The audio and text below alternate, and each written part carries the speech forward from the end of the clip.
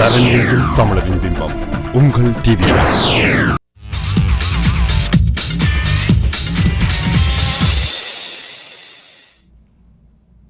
Welcome to CrossRoads on TVI, a show that showcases the Tamil Canadian community, their issues and their successes. I'm your host, Manjula Salvaraja.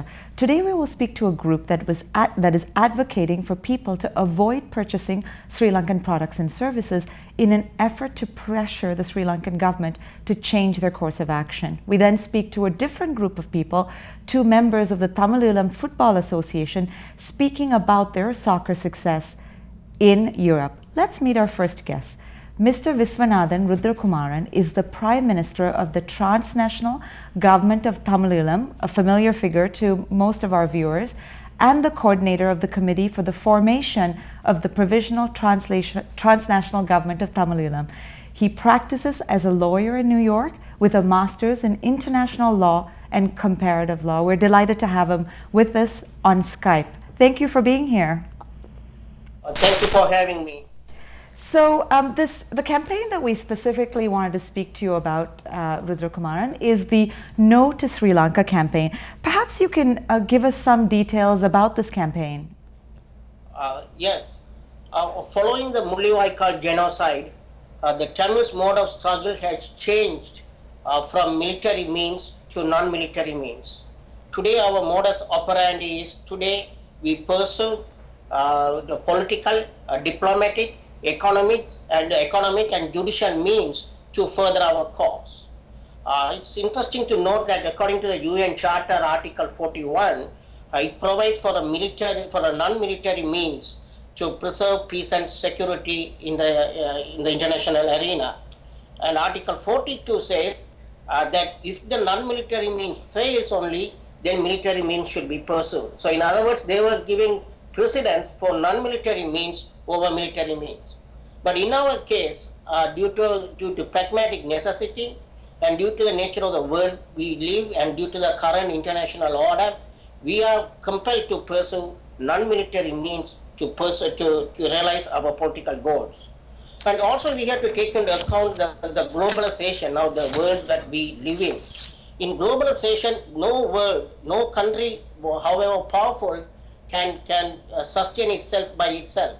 Each country's economy, each country's stability, sustainability is determined primarily by external factors.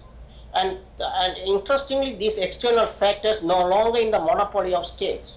Non-state actors such as corporations, individuals, NGOs, press, they all play an important role in this arena. And globalization also opened up the lid of the people's power. We can see that in the Arab Spring. So through unified and concerted action, we individuals can make a difference. It provides a platform. The Say No to Sri Lanka campaign and economic boycott, they have provide a campaign, provide a platform for all of us to engage in participatory democracy. So when we say no to Sri Lanka, say no to Sri Lanka means saying no to Sri Lankan products, saying no to Sri Lankan airlines, saying no to Sri Lankan stock exchange, saying no to Sri Lankan cultural events. So through this boycott, through this economic boycott, we believe that we can definitely weaken, if not destroy, the Sinhala Buddhist state. That's why we have started this campaign. Now, what is the demographic that you're targeting with this campaign? We are targeting primarily the Sri Lankan. We are targeting how to drive the Sri Lankan foreign exchange. The Sri Lankan foreign exchange primarily due to the migrant workers sending money, and also they are through exports, exporting the goods. So we are targeting, and then I'll come to the other one a little bit later. We are targeting boycotting these goods, primarily the garments. 60% of the Sri Lankan exports are the garments, and they are primarily marketed in the European Union and in the USA. By boycotting these things, we believe that we can make a dent on the Sri Lankan economy. So and the other thing is finances. So my apologies. Let me clarify that question. What I meant is that who do you expect to to actually apply? Who do you expect to actually apply the strategies and tactics of the campaign? Do you expect it to be the Tamil diaspora or also non-Tamils that live outside of Sri Lanka? Definitely, not only Tamil diaspora, but the non-Tamils also. So each and every Tamil has to participate. Not only each and every Tamil, his friend, his colleagues, his neighbor, who are in the host country should also participate. Because most of the things are the goods are bought by non-Tamils. So we have to enlist them into our campaign. How we are going to do it? That is a good question before us. We have to employ some creative method. For example, in the USA, you would have known about the group called UST Pack. And they go and picket in big retail stores like Macy's, Bloomingdale, Victoria's Secret. And they also employ a creative strategy, saying they go and buy some goods, and then after 1 or 2 hours they go and return it. But in Canada, there's large number of Tamils. So what we can do in Canada, for example, say for instance, 1,000 people, for every Saturday or every two weeks, go to a store, a retail store. You buy a garment or buy something made in Sri Lanka. Then after a couple of hours, you go and return it. By doing this, you will definitely get the attention of the non-Tamils. You will get the attention of the mainstream, Canadian mainstream, the Canadian media, as well as the Canadian government. So we have to target not only the Tamil diaspora, but we start with the Tamil diaspora, but it should spread. It should enlist the non-Tamil people in our host countries. Thank you. Now, there are some critics that say that, some local critics that are concerned that this might have a damaging effect on Tamil-owned businesses in Canada, because some of these businesses, let's say, for example, a convenience store, this is their only competitive advantage, the fact that they're able to provide the Tamil population here with products that they recognize. What are your thoughts on that? Well, the things first, the paradigm is not against the Tamil consumers versus the Tamil small business owner. That's not the paradigm we are talking about. We are talking about Tamils and non-Tamils versus the Sri Lankan, the single Buddhist hegemonic Sri Lankan state. The Tamil business owners are also a part of our community, a part of our nation. We understand we recognize their interest. It's not, so what we can do is we can find an alternative form, of alternative sources of getting these goods. By identifying these alternative sources, maybe our small Tamil business, they can import the goods from other countries. So I've got a list here. For example, for the tea, they say it's apart from Sri Lanka, they can import tea from India, China, Kenya. Garments, you can import from Indonesia, Bangladesh, Pakistan. Rubber, you can import from Cambodia and other places. So what we have to do is, we have to identify the alternative sources so that our Tamil business, they can import these things from them, from those countries. So what we need is, we need to have a dialogue. We need to have a dialogue between the Tamil small business owners and the Tamil consumers, especially diaspora, and then we have to have this kind of an arrangement, and thereby we can minimizing the adverse impact on Tamil business. Okay, so I'm just going to turn to a guest that we have in the studio today. We're very lucky to have Thiva Paramsothy with us. He's an avid community volunteer, well known to our audience as well, a youth worker, and has been a program manager for United Way. And you have some thoughts, because you deal with sort of multiple groups and sort of multiple people in the community. What are your thoughts on the idea of avoiding Sri Lankan products and services locally?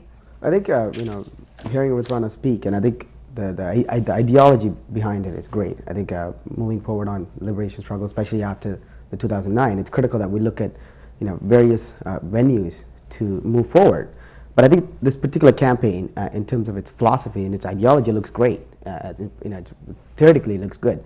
But I think in terms of practically, there's a challenge behind it, partly because the campaigns were running over 3-4 years now, close to just over 3 years now, and it hasn't really got a community awareness, because I'm looking at it from a community development perspective, and I think it's important that if we want to create awareness, we have to get the message to the community members. And some of the ideas that Rudrakumaran is talking about is great, and these are small strategies that you would sort of trigger communities and try to create awareness. But I think they're not happening. I think especially in Canada, if you're looking at it in Canada, there's a larger community members here. we're home to over 300,000 Tamil diasporas, and it hasn't reached to the communities. And the second part is we also see some of these products that we talk about are coming in the mainstream shelf, whether it be Walmart, No Frills, or Food Basic. They're starting to carry it. So when we talk about boycotting, or when we're talking about saying no to Sri Lankan product, it's a challenge. It's a challenge for me today because, and I'm saying, well, as communities, as an advocate, I go out to local community stores to ask for sponsorship, and when I'm asking for them is to support local community initiative or charities back home. But then I'm also saying to them, don't sell these products. So hence, there's a contradiction here, right? How am I supposed to say don't sell these products, but then I'm like, well, support us to do such campaigns? It doesn't really add up there. That's one. Second is, if you want the consumer to understand some of these products, we haven't done a tremendous amount of job to get this message across, media, community awareness. We haven't had a community forums, because I think you have to look at this campaign at a bigger level. If our goal is to create economic sanction or economic embargo on Sri Lanka, let's look at Sri Lankan Airlines. Rudrakumaran spoke about, I think in the last year alone, I think over 20,000 Canadians, Tamil Canadians, have gone to Sri Lanka. Look at the amount of money that's being spent on airlines, as well as the amount of money that's being spent in Sri Lanka by diaspora Tamils. So I think the campaign needs to take back a few steps and say, this is our ideology, but how do we really take it to the consumers? And I think that hasn't been done, and I think it's a challenge. So let me stop you there and put that question to Rudra.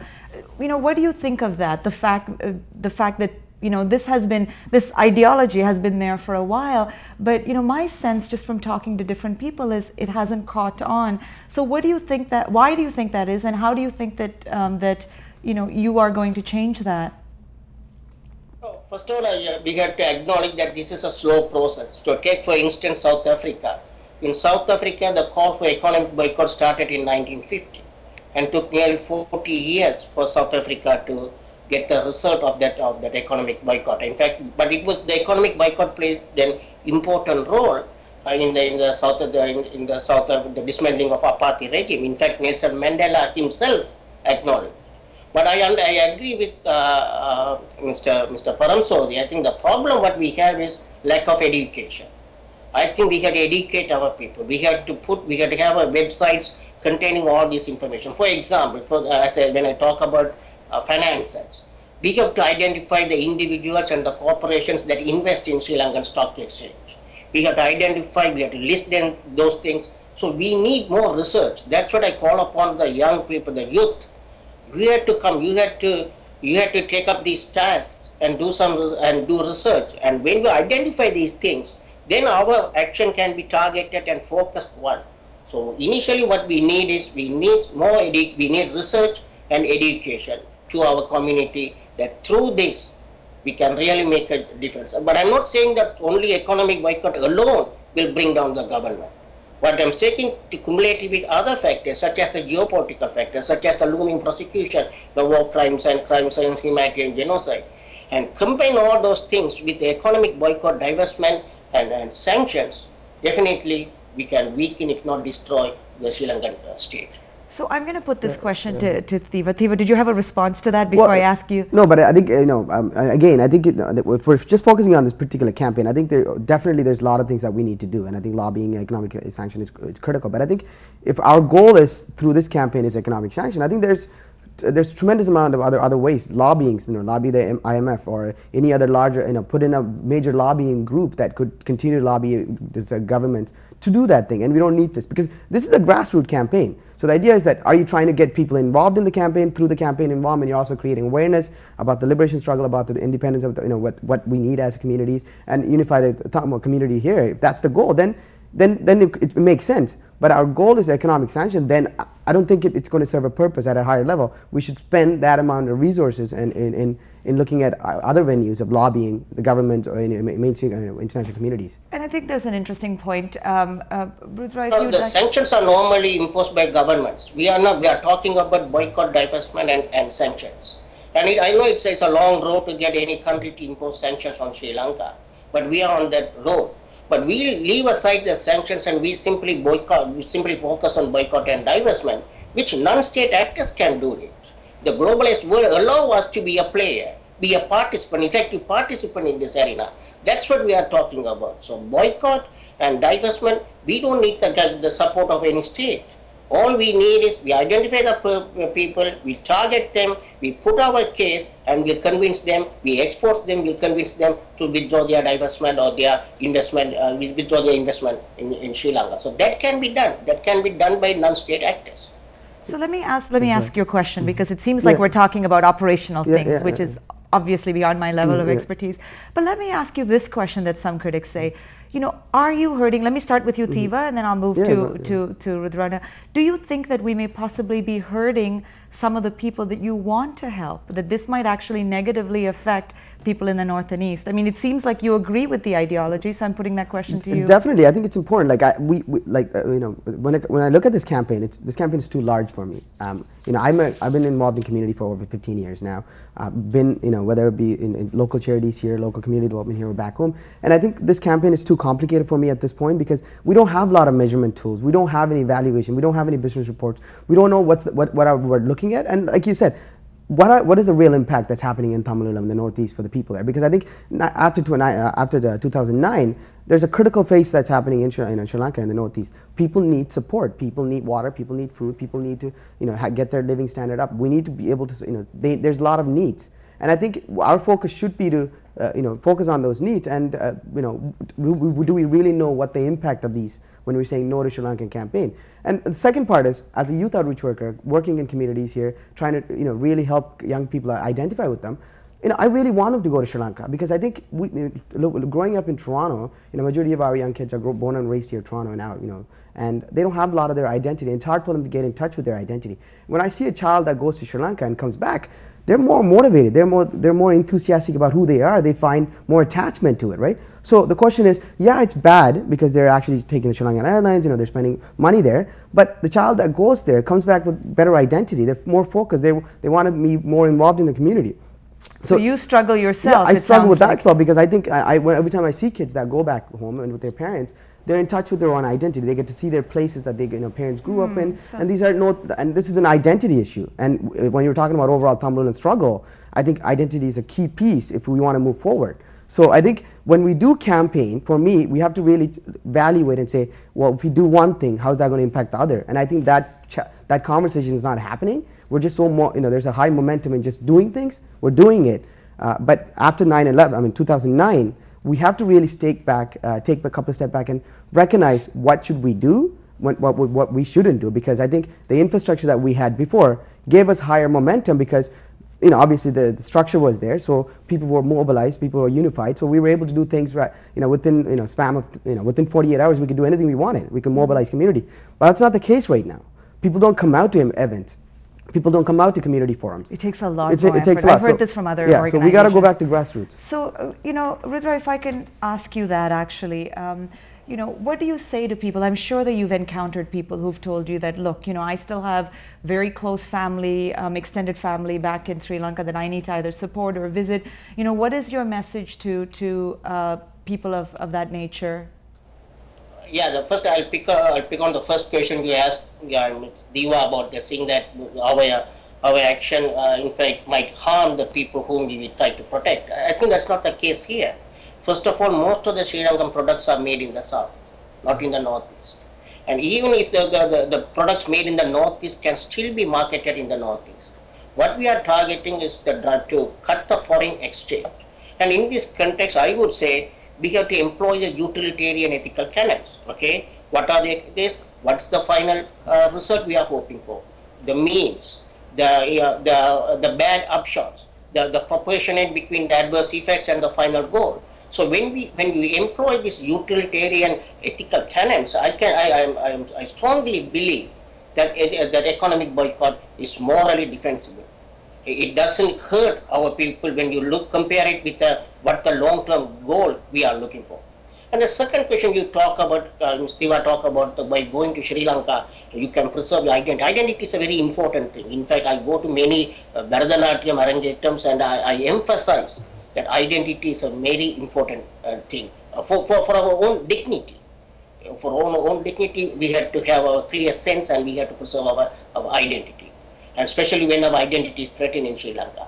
But going to Sri Lanka only you can preserve your identity. I subscribe to that argument. That identity can be preserved by studying our own language, by studying our language, by studying our culture, by practicing our culture. We can preserve the identity. That's what I like. Whenever I go to this Bharatanatyam Arangetam, I congratulate the students. I congratulate their parents for taking time and effort to put their children to go through these things. I think through that, I think identity can be preserved and enhanced through this mechanism rather than going to Sri Lanka. And if you go to Sri Lanka, first of all, it's not physically safe for a person from here, Sri Lanka, to go to, from a person in the Western country to go to Sri Lanka. I do cases. People go there at the airport, they are questioned, they are taken into custody, they are persecuted on allegations saying that you participated in anti-government demonstrations. So you go there and what you gain? By how you are going to preserve your identity. In fact, they are destroying all our the identical archaeological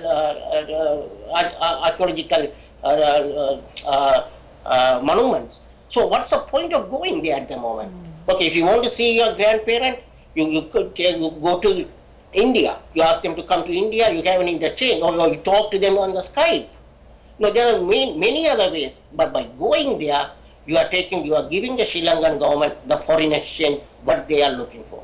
So we don't want to be part of it. So let me actually finish off with two questions. Like every show, we always run out of time. It sounds like we'll have to invite you back, both of you back again for a longer discussion. But I do want to ask you this, Rudrana. When it comes to, again, to my question of all these people that do have extended family, what is your message to them? Are you asking them to avoid traveling to Sri Lanka altogether? No, I would strongly urge them, if you want to communicate with your extended family, there are other means to do it. The technology has provided our other cheaper means. We can through Skype and other technological means we can do it, or we can go to India and meet the extended family. By going to Sri Lanka, I do not think that is the only way that we can preserve our identity. So that's what I would say. And even sending money to our people, you send the money that is absolutely necessary for their livelihood or for any other purpose. But please don't send more money to Sri Lanka and then contribute to the Sri Lankan foreign exchange. So that's what I'm asking for, and preserve. And I totally agree with my friend that preserving the identity is a very important thing for a dignity of an individual that can be done through other means rather than going to Sri Lanka. So I'm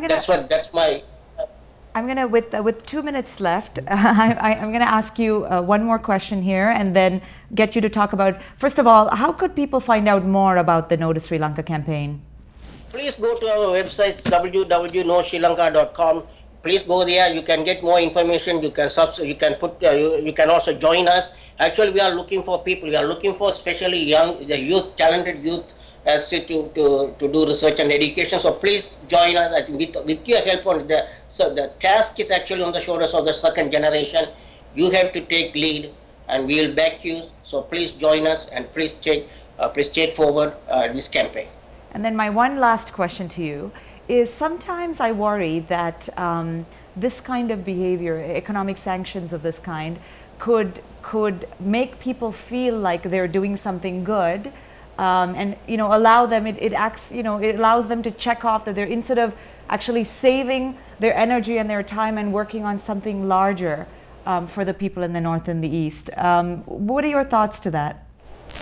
So this economic boycott and this say no to Sri Lanka campaign provides a platform for us to meaningfully engage in the political arena. It gives us a platform. I think I didn't understand. What you think that by just doing that you are wasting your time? I really don't think so. By a concerted action, by a unified concerted action, we can make a change. We can make a difference. We don't have to wait other governments to impose sanctions. We ourselves can make sure that Sri Lanka feels the pain, not only pain, that the Sri Lankan state crumbles through our action. Rudrakumaran, I'm grateful that you could join us by Skype. I know both of you, yourself and Thiva, you both have very busy schedules. I'm grateful for this, and I would like again to touch base on this topic about a year later and see where things stand. Thank you again. Thank you. Okay, thank you for the TVI for giving me a platform and giving me the forum for this fruitful discussion. But this should not be limit only with the discussion. This discussion should transform into action. So I urge every Tamil to boycott Sri Lanka, to boycott Sri Lanka Airlines, to boycott Sri Lanka products, to boycott Sri Lankan stock exchange. Not only you, your fellow. Make sure that the fellow countrymen on your host country also do the same thing. Through this, we can march towards our destination, the independent and sovereign state of Tamil Eelam. Thank you again. The thirst of Tamils is Tamil Eelam. Thank you. Thank you. I'm certain now that we are going to do another show on this. We will take a break now. You're watching Crossroads on TVI with Manjula Salvaraja.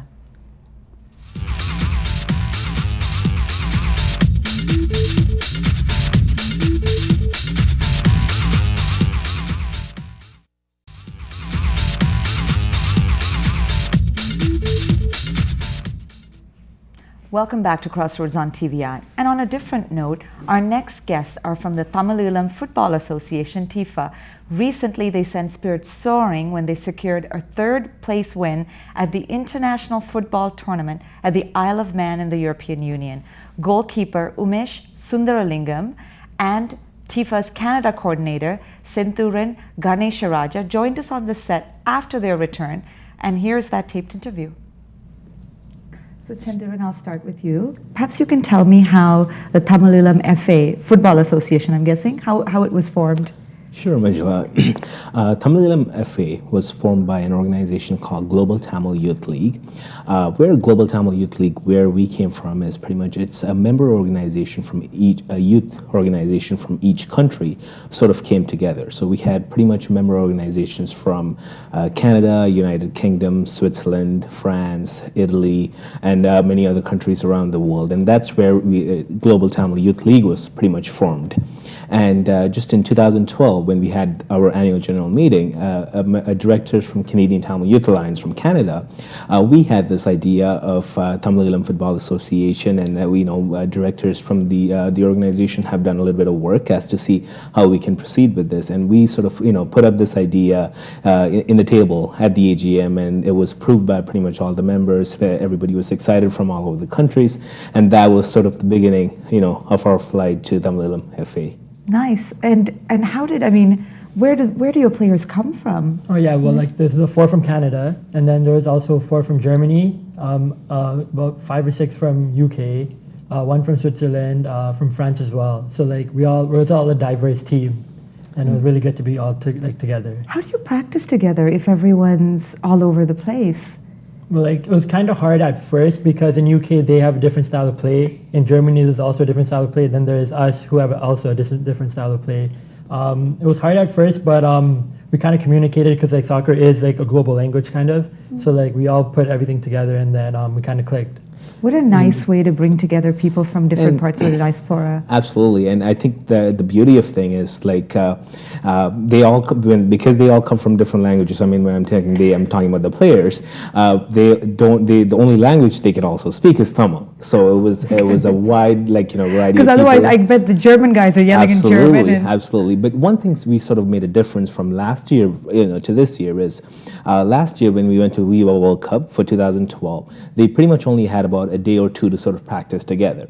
So moving forward as a team, one thing from the operational side of things, one thing we sort of made sure is this time they had about a full week to sort of practice together as teams. Just because we had boys coming in from different parts of the world, they all, like you said, had very different style of play. Each country sort of has their own styles of play. But when they came together, that 1 week sort of gave them time to sort of gel together as a team and cohesively come together and learn each other's play, learn each other's strengths and weaknesses, and as to sort of how they can move along in the field per se, together with each other. That's right. Yeah. What kind of on average, what is the sort of schooling experience, or more importantly soccer experience that people have? Well, everybody on the team has been playing since they were able to walk.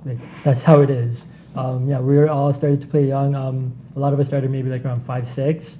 We all played for our age group teams. A lot of people, a couple of people on our team played professional. And then there's people who play for provincial teams, for stateside teams. Yeah, so like the whole team has a lot of experience, and that's what helped us join together because we all know everybody's style of play now. We all know where like more experienced players are. We know how they adapt to every situation, and because of that, that's how we actually use all that experience and all that expertise into as an advantage for TFA. And this brings me to the reason why, I mean, we've always wanted to have you on the show, but specifically why we're interested is you were just at something very exciting in July. Tell us about that. Absolutely. So this was, we were at the Isle of Man for an international tournament. This is our second appearance as a team together. The first one was in Iraq last year. That was sort of our a stepping stone into the international tournaments, and this was but that was sort of done in a very short time span, whereas this time around we took a little bit of time to sort of prepare. We did scouting in all the countries to to make sure we picked the right best players to sort of come together and work together, and we played our second international tournament ever in the history of Tamil Eelam FA at the Isle of Man, which is about a 2-hour ferry ride from Liverpool in United Kingdom. So it Soccer country. It's indeed a football country. Football country, sorry. Oh my God. You're right. So absolutely. So that's it was definitely very exciting. I mean, it was a very new experience for all of us. I mean, just because we had the time to sort of come together as a team, especially for the players.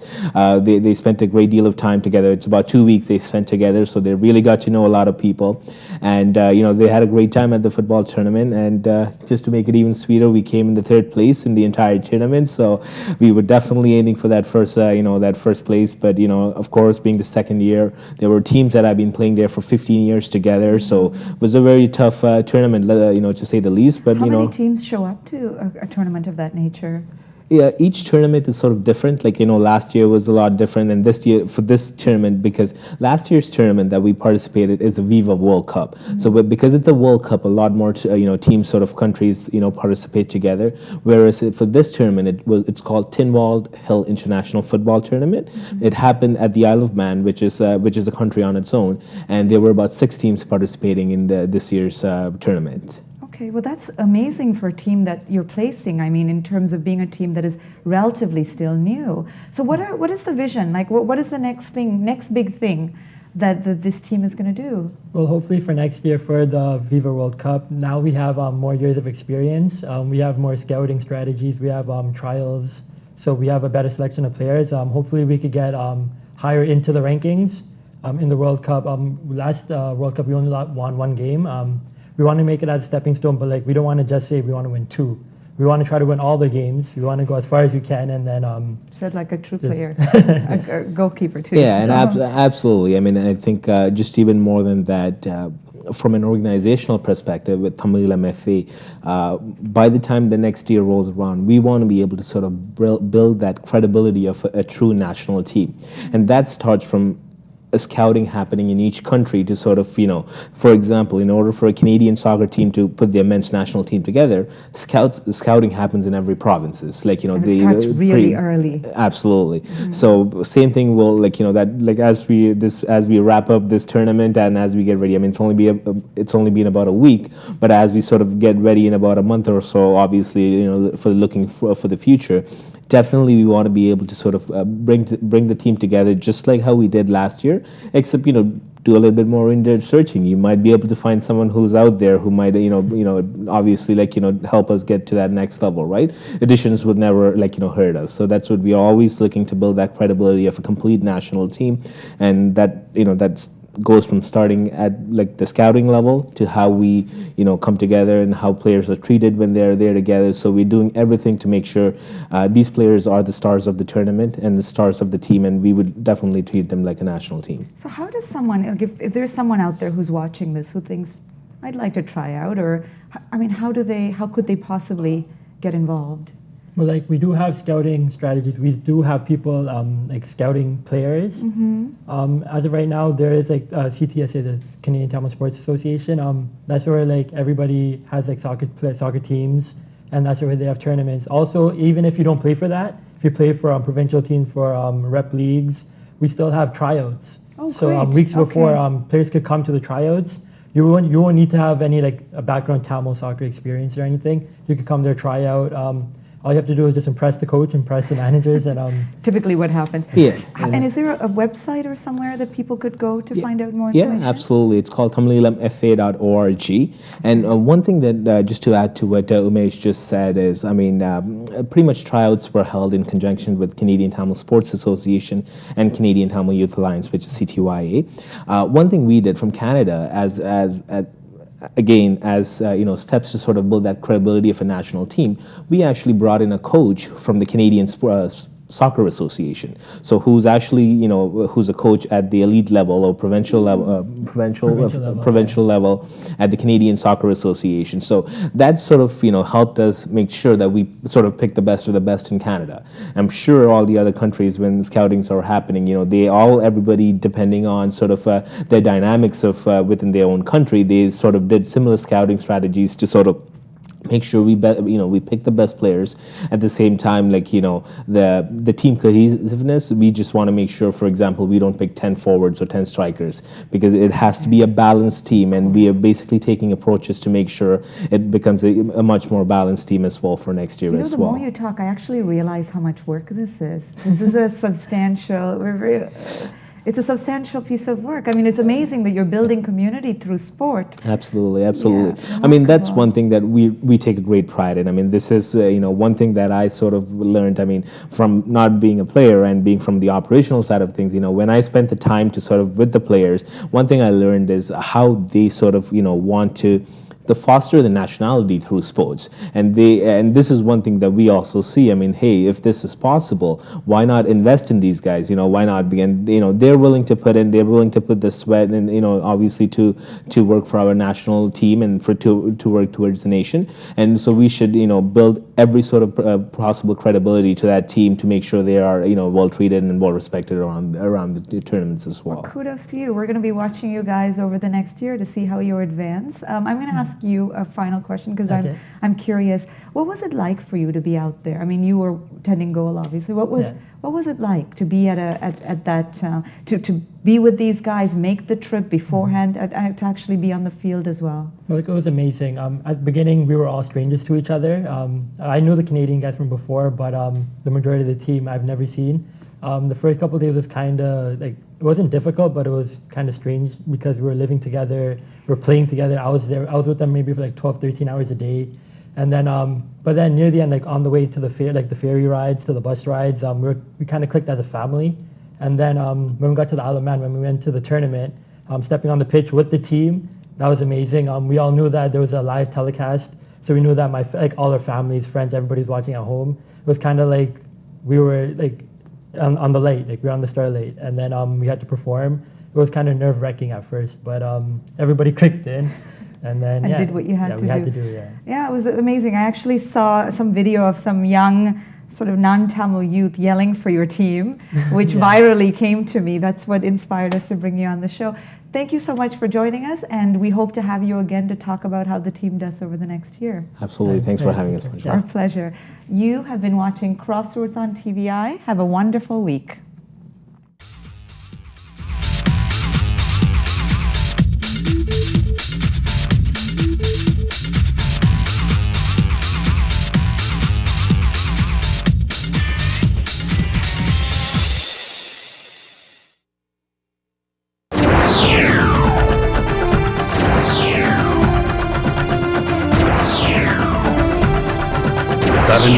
தமிழரின் பிம்பம் உங்கள் TV.